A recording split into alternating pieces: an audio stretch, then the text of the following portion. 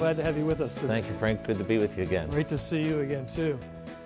Wow, people look at our government and see it seemingly detached from the Constitution in terms of its intrusiveness in our daily lives. That's not what the founders intended, is it?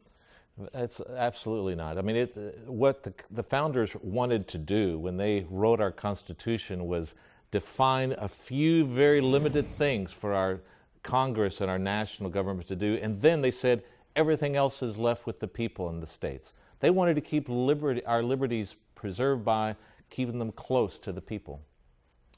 So that's the idea of enumerated powers of government, right? Yes, the Congress correct. specifies this is what you get to do. Everything else is not your authority, belongs to the states or the people, but it doesn't look much like that today. No, because of that one little clause in there that that was, taken by the Supreme Court and said, now, Congress can do so many more things than it ever intended. Yeah. But that's really our job as citizens, I think, to realize what is our government doing and us be alert and be involved in trying to hold them accountable. So it comes back to us. We have failed in many ways to hold to our Constitution. We've allowed politicians to get away with these kinds of perversions. Yeah. Some of the founders, many of the founders perhaps, thought that the genius of the Constitution was the separation of powers. Mm-hmm. They had an understanding about the sinful nature of mankind, and following Lord Acton's dictum of power tends to corrupt and absolute power corrupts absolutely, they separated the powers. But over time, each of the three branches has obtruded itself into the other's authority, hasn't it? Give us some examples of that. Certainly. Of course, the presidency is something that most people focus upon because, indeed, it's one man who tends to get all the attention. But the presidency, of course, has taken unto itself so many powers never imagined, like just operating wars and military things around the globe without actually a declaration of war. That's one major change. But also executive orders, basically creating laws in effect today far more than Congress does just by executive orders. That's the presidency.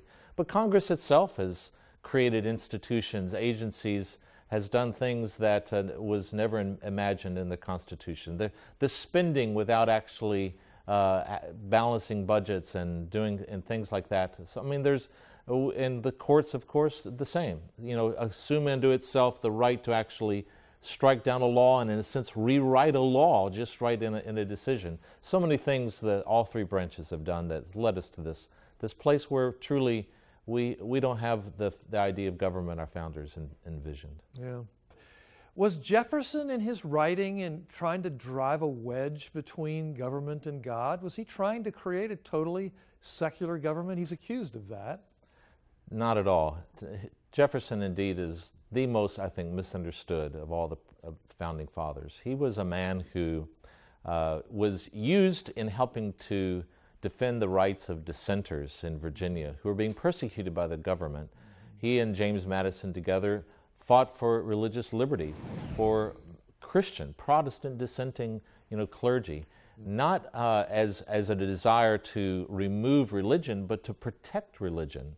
And so Jefferson's perception, the people have him, when he talks about separation of church and state, this phrase, which is in his famous letter to some Baptist supporters of his, people who appreciated what he was doing, he was affirming what they all believed, not something new to keep religion out, but it says, but to keep the spheres of government and church from encroaching upon each other in their spheres and protect them in their particular responsibilities. Have we become so conditioned to government intrusion now that we've forgotten what freedom looks like? I mean, the government tells you what kind of light bulbs you can have in your home, how many gallons of water your toilets have to have per flush. The regulation is intrusive at such a level that have we as a people forgotten what freedom means and how responsibility flows from that freedom?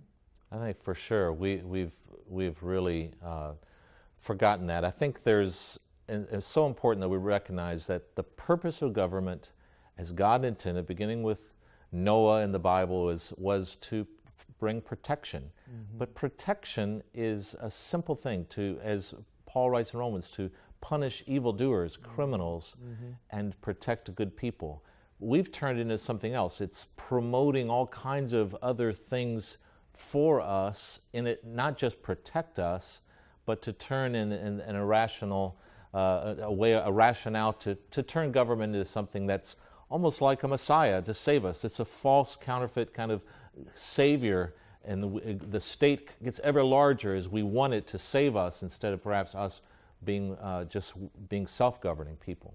Well, good stuff. Mark, thanks for being with us. It's been great having you here. Well, thank you, Frank. God bless you. Thank you. Same to you.